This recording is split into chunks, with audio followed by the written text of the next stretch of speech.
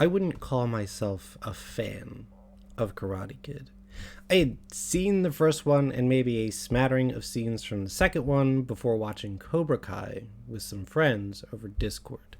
I knew who Mr. Miyagi was. I knew a general sense of things that happened in the first movie and some of what happened in the second one, but I didn't know these characters very intimately, and even to this day, I had a real problem remembering Johnny Lawrence's last name. This is a sequel to the Chicago vlog because honestly, even though I can say the same thing about Cobra Kai, that I'm not really a huge fan of it, I have been thinking about it ever since that Chicago vlog. So that's why we're here. Karate Kid is a series that is unserious enough to be able to take on the perspective of one of its antagonists. This does not work with straight up villains. You can't just make a movie about let's make the movie where the Emperor opens a popsicle stand. It doesn't really work, despite the fact that this is kind of what the Star Wars prequels were, and I like those. It's just you can't take a straight up villain that murders people for fun and then be well, actually, you can't do it. Karate Kid is just unserious enough that you really don't have to suspend your disbelief a whole lot because it's about karate kids. This is actually a really cool idea for a show, and one that actually plays to the strengths of the Karate Kid franchise because, again, it's about karate kids. It's not about fucking drug lords trying to murder everyone in their way to get people high, because the act of making drugs and then selling drugs and then people using drugs is inherently bad because that's just a bad thing for people to do and to do to people. So whatever. At the center of this show is Johnny Lawrence, who, after a series of humiliations within the show's first episode, is inspired to rekindle his old passion for karate and restart Cobra Kai in an attempt to right the wrongs of his past and come out on top.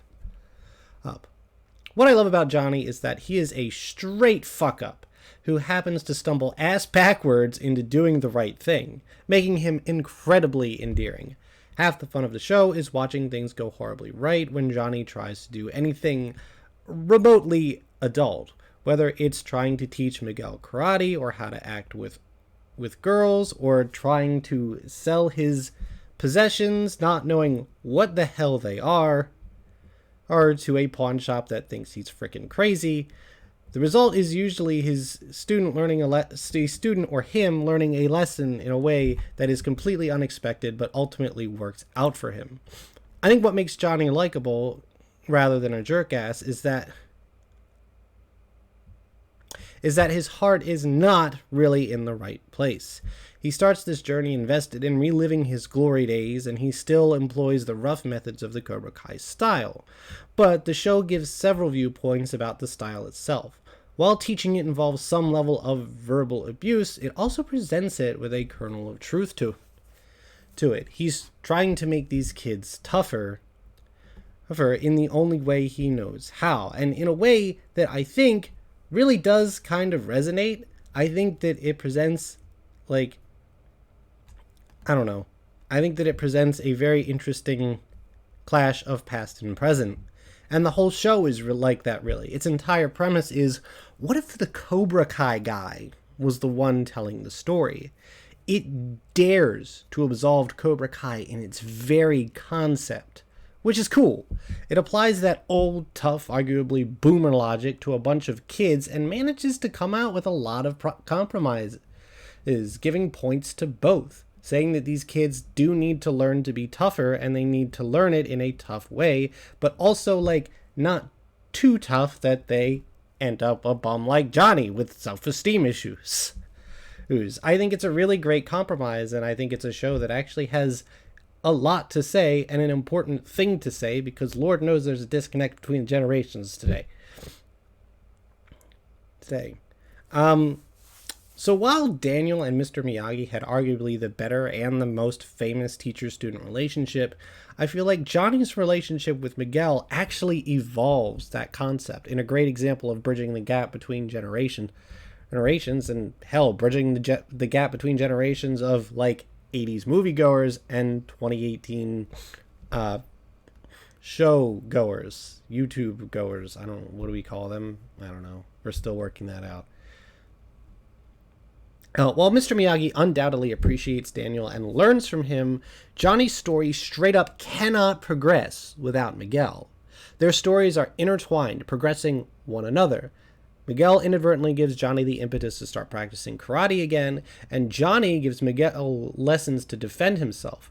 When karate isn't working out as a business for Johnny, who has no idea about running a business, it's Miguel's viral fight video that finally brings people in.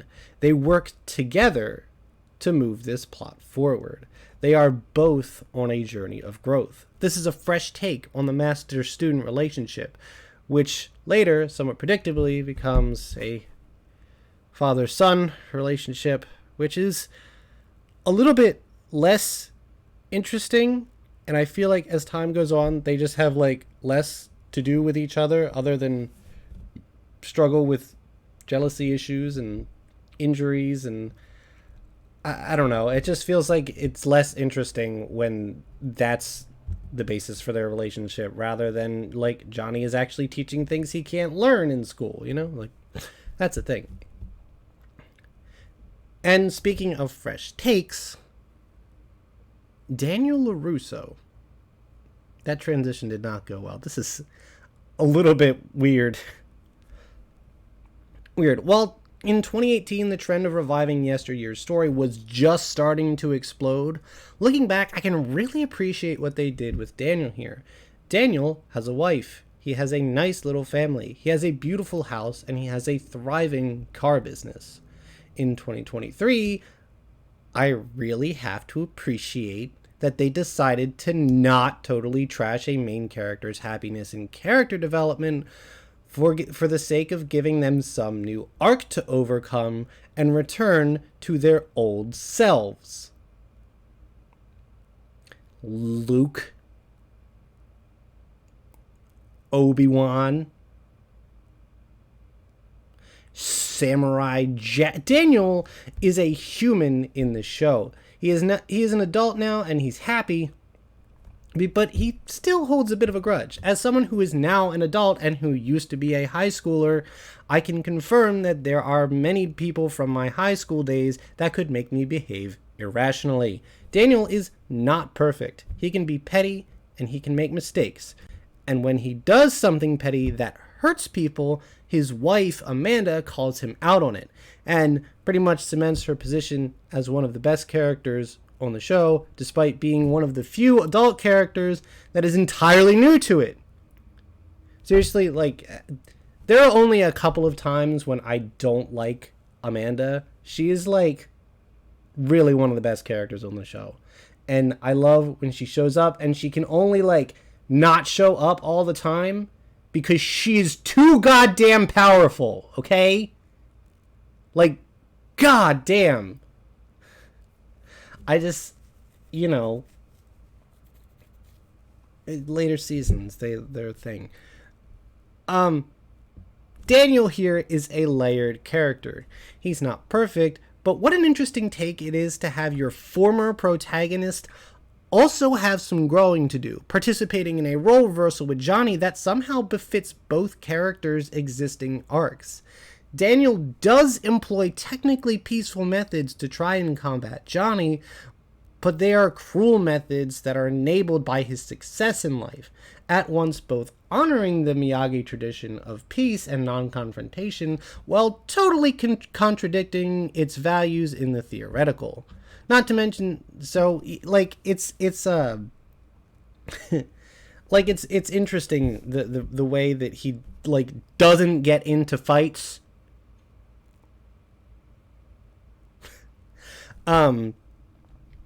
and instead like fights through Robbie and through these other means. I've noticed a lot that it's a parallel that he uses his like leverage and influence to combat Johnny in a way that Johnny had the ability to do in the original Karate Kid, which I don't super remember, but like that's such a cool foil and parallel. Like it just makes sense that he's more successful. He doesn't have to just karate people all the time in order to fight his battles. He would do that differently now, and he's like trying to be a mentor, but he can't because he's got some other things he has to overcome first. He's got to be humbled a little bit, you know what I mean? But one thing that's really cool about the show is seeing Johnny and Daniel actually pal around in episode 9.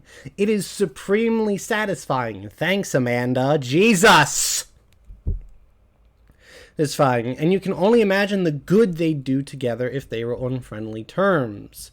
Like, oh my god, was that satisfying. Again, I started the series not even really knowing or remembering who Johnny Lawrence was, other than he was like the bad guy from Karate Kid, like kind of the bad guy, like basically the bad guy, because like I don't think they'd really characterized Kreese that much yet. Which we'll get to it. But like, I don't know. It's like, it was the idea of them like coming together and becoming friends was like the end game of the show to me. Like, not really the end game, but like a very important part of it. And like it was just cool getting to see them put their differences aside, realize that they have like swapped roles and ultimately are going to become friends. And it's like, wow, this is cool. Daniel's like peaceful method of karate and inner peace crossed with Johnny's need for it, because clearly he's not inner peaced. Like that's perfect, man. That works out. That's super good.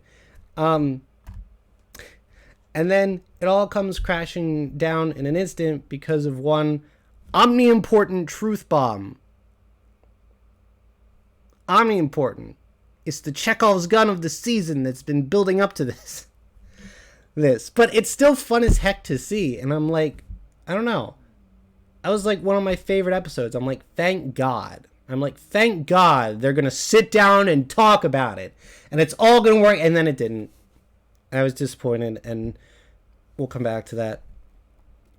But that's what I really appealed to me about this show. Johnny is not a great person. He is rough. He is kind of abusive. He is really mostly out for himself. And he's propagating this technique that has caused a lot of pain. But Daniel isn't really a good person either. He is a car salesman who like tricks a dude into raising the rent on an entire strip mall, which is just like, that is the 2023 definition of fucking evil. Like, oh my god, like the financial crimes they're fun. What was I saying? Oh yeah, and each of the younger characters is also going through their own journeys, which are not cut and dry morally. Kind of like they're arguing that the roles in Karate Kid weren't, because a lot of people like to argue that Daniel was not the best of guys, and that Johnny was kind of bullied by Daniel at some points. I've heard that argument. I guess that's true. How I Met Your Mother liked to make that argument, so, whatever. Each of the young characters is going through their own journeys. Miguel's is a potent, dark reprise of Johnny's story, and Robbie's feels vaguely like Daniel's, but with his past playing a significant role in who he becomes on his journey to adulthood. Even a character like Sam, who is new and original to the series because, like, past Karate Kids only had girl. Even Sam manages to have her own personality and arc going on that will make people love and or hate her. And I think what's interesting about Sam in season 1 is that, like Daniel, she does not fight, but is still an important character.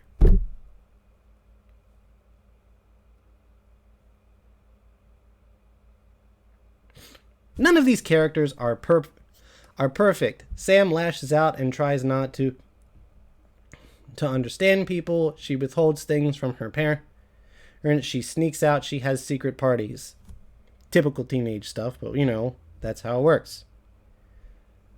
Robbie starts out a street urchin of sorts and becomes a better person, but is still flawed because, at any moment someone could betray him, and that's the life he's used to.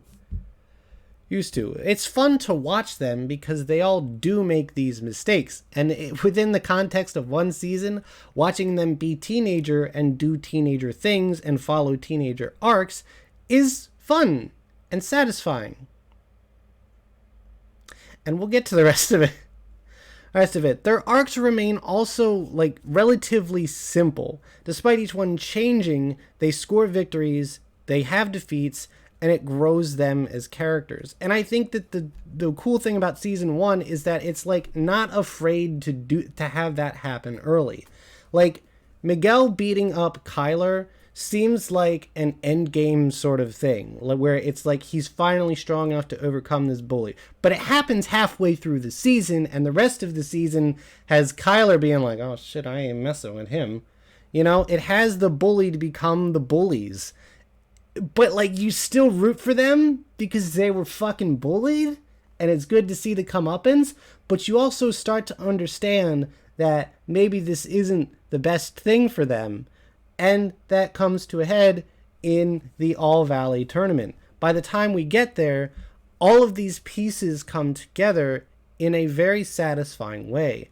There's not really some crazy wild swerve thing that happens. It's just all of these pieces are set up and we finally get to ram them into one another. And it's it's all driven by the journeys that they took to get here. It's exciting to see who will win and who will lose because they all have a foot in this game. This show has the really interesting approach of making you root for every character.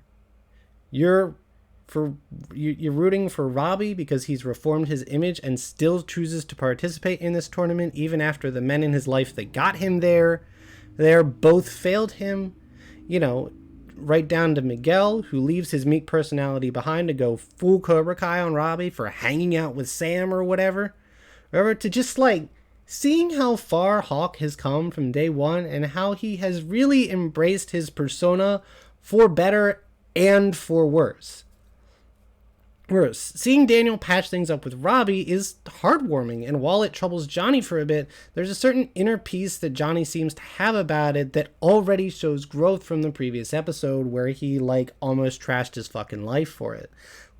Literally every character in this show by the end is one you can root for, and I think everyone will have a different favorite. It's a really cool approach because normally by the time you get to the final battle in a show or a movie or a game, you hate the antagonist so much that the catharsis is just seeing them finally get their comeuppance. But no one really gets their comeuppance in this, or no one really is out to need their comeuppance. You know what I mean? It's really unique that this show just I don't know. It was just the fun thing to me was its morally gray nature. You just root for your favorites and you hope that they win. You might want to back Miguel or Robbie because they're kind of the main characters. But by extension, it's man, I like Robbie, but do I also like Daniel? I don't know. I'm kind of rooting for Johnny's character development, but at the same time, I could also see where he loses, and it makes this fucking conclusion that ultimately is unpredictable because it really could go either way and still further its characters. And to me, that is a brilliantly written and executed finale. I did not necessarily feel that way about finales going forward. We'll get there. But yeah, the ultimate resolution is that while Johnny has grown a lot this season, a lot of that growth comes from having stumbled ass backwards into doing the right thing. He's gotten lucky a lot this season, and the proof of that comes when everything that he's taught about Cobra Kai starts to backfire on him. His mantras are used against him in ways he doesn't expect, and it makes him ultimately unable to tie up that one major loose end, his relationship with his son.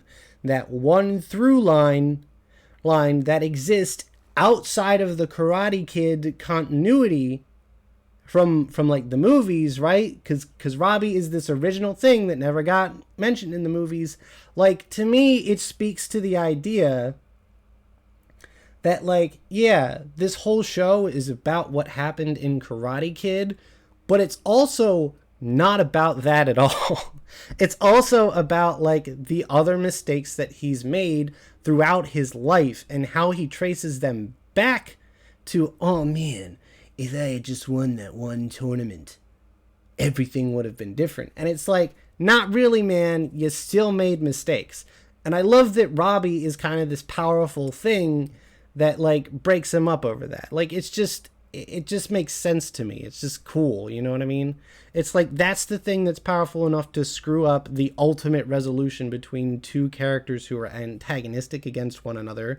And it's like, that's so cool. Johnny's on his way to becoming a better person and completely recontextualizing the name of evil. But he's not quite there yet. What I appreciate about Johnny's arc looking back is that it tells us that sometimes trying to relive your glory days can have good consequences. So much of media tells you to move on from those past losses and that they won't heal if you can't just let it go.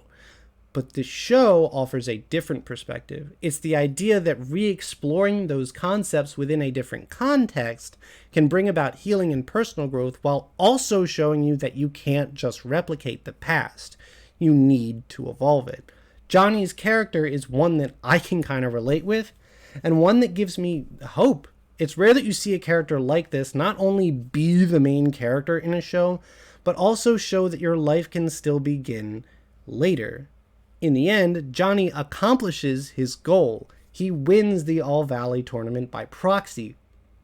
See, but it's hollow. And in that moment, he really gains the clarity to reflect on not just the follies of his youth, but the conceit that has ruled his adulthood.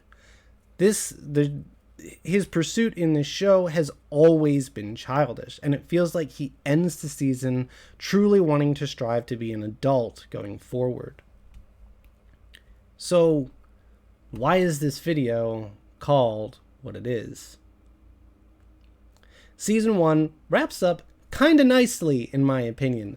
I think it tells a great story about personal growth. Like, yeah, there are at least 3 sequel hooks that the show can continue on, but honestly, on its own, this is a nice story that, for a story that spawns from taking the villain's perspective, I think ends nicely, you know?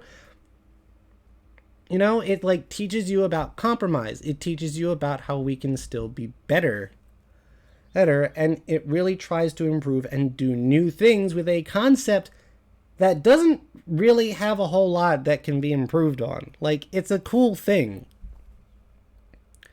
Look, while season 2 isn't bad, I do feel like it's where the show starts to lose its way.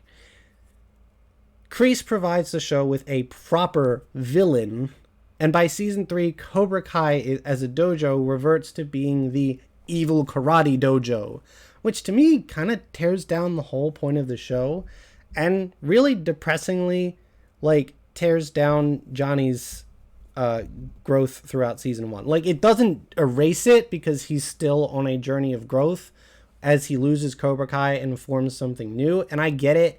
Like, he has to wrestle with his past a little bit more. But I find the idea of reforming Cobra Kai as is a much more interesting concept than like, oh, wait, no, you have to tear down that part of your past and start over completely.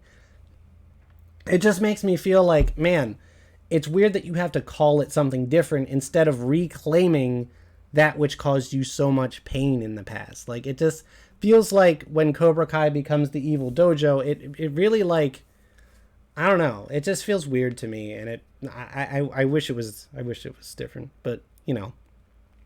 While they try to humanize Kreese a little bit, he is still a cartoonishly evil presence who should have been rejected by Johnny 2 minutes in because, oh, I don't know, he strangled the guy as a 15-year-old. He's the real reason that he not only lost the All Valley tournament, but like was probably so mentally fucked up by it because his reward for getting second place was getting choked the fuck out. Like, what the fuck, dude? I didn't even know that going in. Like, it wasn't until later that I actually saw that clip from Karate Kid 2, and I was like, this is the guy he lets in? Like, what the shit? Kreese is a villain that is frustrating to watch because he also just seems like too powerful for a blustery, lying old man. He like constantly wins battles, constantly gets away with like straight up fucking crimes, and he always cheats his way into better position. And this might sound like it makes him the perfect love to hate villain, but more so I just continually wonder, like, how? Like, he is a fucking, like, I don't know. He always seems to be on the better side of the police, who, by the way, are increasingly less present in, like, later seasons, even though things just continually escalate. Like, Johnny gets arrested twice, but nobody else fucking does. I mean, like, I know that Kreese gets arrested at the end of season 4, but he's fucking framed for it.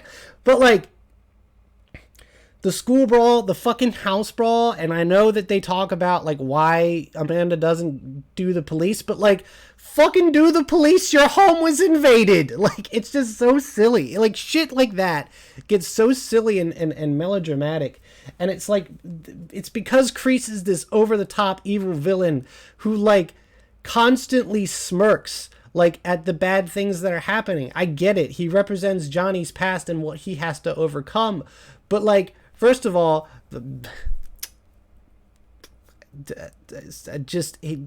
after season 4, he goes away. So what the fuck? I'll say it later. It just, I don't know. Kreese to me, look, this whole video essay started years ago when I was watching Cobra Kai, and I wrote an essay called "Why Kreese is Bad for the Show." I just like. He's an entertaining character to watch, and he is a love-to-hate villain, but not in a show where the biggest strength of the first season was that you can root for all characters. Look, if you're rooting for Kreese, I have some bad news. You're not supposed to. He's the villain.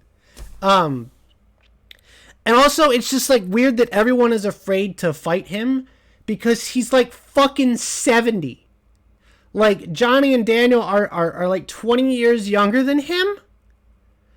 And like with all of the karate that happens in seasons 2 and 3 and beyond, like, none of y'all can kick this old man's ass?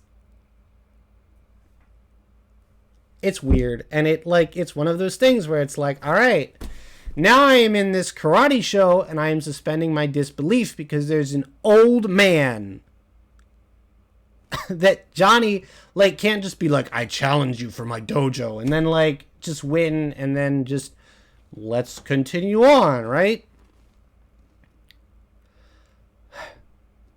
Later seasons also introduce a ton of characters and constantly has the kids switching dojos and switching sides and betraying one another and causing drama between them, only to have them end up friends later on. Johnny ruins his relationship with Miguel on what? 3, 4 separate occasions, like at least twice, where his mom is like, no more karate, you got him hurt. And it's like, I think after season 3 that kind of goes away, but like, Jesus, man, and he has just as many falling outs with Robbie, and like that gets worse when you realize that Daniel has an equal amount of falling out with Robbie. And it's just like they do this every other season. This is, of course, to say nothing of the once a season almost friendship of Johnny and Daniel, which repeats itself enough to drive me freaking insane. oh my god, it feels like the end game of the show is for them to end up with a mutual respect and friendship, but the show really dances around it a ton by building it up. And it's like, are they going to be friends? Are they going to join forces? And then flicking it down, and fucking Phil Collins plays, and you think it's going to be it, but then season 4 is like, I don't like the way you teach karate. Maybe this isn't going to work out. And it's like, yes, it will if you just sit down and talk about this like adults, man. And sorry, I cannot stand that about later seasons. It undoes all of Amanda's hard work, god damn it. Like, there's never a point where she just sits them both down again. And it's just like, it needs to happen. I don't know, it's a fucking weird. And then there's like the kids where it's like, Miguel dates Sam. But it's like a Romeo and Juliet thing. And then like, Sam ends up breaking up with Miguel and she dates Robbie. And then Miguel dates Tori to get back at Sam. And then after Robbie runs away, Sam and Miguel kind of get back together. And then Robbie ends up dating Tori. And it's like, it feels like they have to run through every possible social situation they can. And it's like, man, Dimitri and Hawk are friends. And then Dimitri and Hawk are worst enemies. And now they're friends again. And it's like, this new kid that we're going to introduce, this like Kenny kid, he's going to be the villain kid, except he's going to turn good at the end of like season 5 or some shit. I don't fucking know. Literally every character that gets introduced in this show is going to cross sides at least once. And it's like, I can't even remember who's where anymore by the time we get to season 4. It like literally is a like brain process that I screech out on, trying to remember who did what when, who's good, who do I like right now, who's being a dick. Like, it's just so much. And then with the adults, we have to deal with legacy characters, because like once a season they'll bring back a character from Karate Kid. Who the fuck is Terry Silver?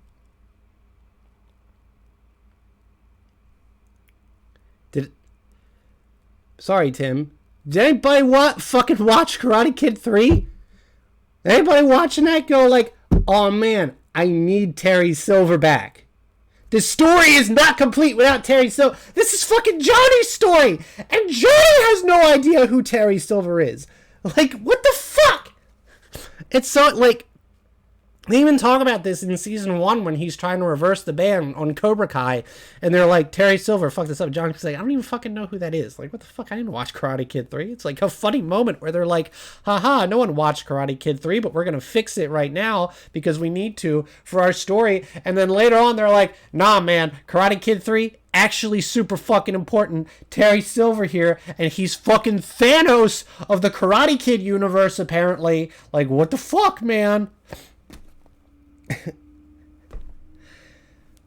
Man, so like Daniel spends 3 episodes where he has to go to Japan and he meets every possible living character from Karate Kid 2 straight down to the little girl he saved from a typhoon, apparently. And like when the show is like, oh man, we don't have enough people, we gotta bring back Chosen. And like while reading discourse about season 5, like there was this weird thing I saw starting to, oh my god, my throat, hang on there was a weird thing I saw starting to happen in like discussions of the show where people would debate who is stronger in a very bizarre like Dragon Ball Z sort of way that makes me wonder if Daniel like mastered the Kamehameha at some point in season 5 and I just stopped watching the show at the very wrong time. And it's just like, wait, we're saying that Johnny is stronger than like Kreese, but Terry Silver is like stronger than all, like, what is this? And like Daniel's in the discussion despite the fact that he fought a grand total of no one in season 0 or season 1. And it's just like weird how much of the show becomes about, well, don't you want to see Johnny fight Mike Barnes? And like the answer is yes. Like, yes, if you're a fan of Karate Kid 3, you do want to see that. But like, do I? It's not like why I watch the show. It's not really like morally gray. Terry Silver's pretty evil. He always was. I can't root for Terry Silver. Legitimately. But like this focus on bringing in a new adult guest character every season takes the show's focus away from the youth, who have basically no such trump card to pull to try and be interesting, and are basically just left in a cycle of betraying one another, fighting one another, and then what I wrote was a cycle of betraying one another and betraying one another. Is that right? So like at this point, I mean, we are like 6 seasons in. There's already like vastly more hours of Cobra Kai content than there ever was of Karate Kid. Like, it's amazing how much more content there is and how much more drama that they've had to write to try and keep the show going. Like, Miguel goes to fucking Mexico and like Terry Silver starts an evil karate empire. It's like we're trying to be Riverdale, but not at all. Like, but we're not embracing that, like, what does Eye Patch Wolf call it? The, like, Uncanny Valley? I don't know what it's called, and I ain't got time to figure it out. It's like, at this point, outside of necromancy, the only character they have yet to bring back from the films is Hilary Swank's character from the 4th movie, and I'm fairly confident that's going to happen in the last season, actually. Like, it just seems like it's going to. Guys, there was only 3 movies, and now there are 6 multi-hour seasons of this show. It's just like, man. Season 1 did not have this. It was a show that was laser focused on telling a story of generations. It took the most famous master-student relationship in film and turned it into a story that said, we are always growing, and we are always the learners, even when we're the masters now. Even the bad guy is a person whose life went on, and he found out, even after writing what went wrong in his past, that he too still has a lot to learn. And it's why I still think about Cobra Kai. Even though I liked the seasons less and less as they went on, even though I haven't watched what is apparently a bonkers season 5 and only saw parts of season 4 because I didn't like Kreese. Lord knows I ain't gonna deal with Terry Silver. Like, it just felt like it started with a very interesting concept that was then like, okay, we need to keep this going. Like, season 2 was pretty good, and it did keep that going, and I thought it did do a decent job of, like, you know, making Kreese this thing that Johnny has to overcome. But then it's like Johnny started floating around for a while, and it just felt really weird. Like, I don't know. I think I've made the most potent of my points about this. So this is all really just rambling, but I really did enjoy that first season of Cobra Kai and was pretty excited about like what could potentially come next. And then like it just got very like show-y. But I do highly recommend that first season. I think it's really good. I think it's very interesting what it does between the characters, and honestly I feel like I could probably do a better structured video about it and talk more about it, but not right now. So yeah, that's my video on Cobra. I did look, guys. If you ask me like the things that I'm passionate about and what I would do a video essay on, I'd be like Shadow of the Colossus, Tui, Xenoblade. Like, I love these. It was not Cobra Kai. Cobra Kai was not, just like that fucking Chicago video. It's like, am I really making this video about Cobra Kai right now? I felt like my dad watching this show. My dad like hates when people get away with crime in shows. He's like, this is bullshit. Like I would call the cops on his ass. Like all that. Like I don't know. I can't think of a good example, but I always hear him when he's like watching TV shows and he's like, "This is bullshit," you know. And I felt that way about like seasons 2 and 3 of Cobra Kai when Kreese was just getting away with like everything, and I was like, "Oh my god, I'm becoming my dad." But man, I don't know. I just like I had that thought about like, man, Johnny's whole arc in that first season is that like exploring the past is not always exploring the past is not always this bad thing and can lead to personal growth. And it's like, I think that's something that I need to hear and my generation needs to hear. And like everybody could learn something from the relationship between Johnny and his students who constantly teach him. It's such a cool give and take. Like, I don't know. I'm just rambling now, so I'm going to shut up and you can comment down below about Cobra Kai, about my stupid take on Cobra Kai. Have a good day.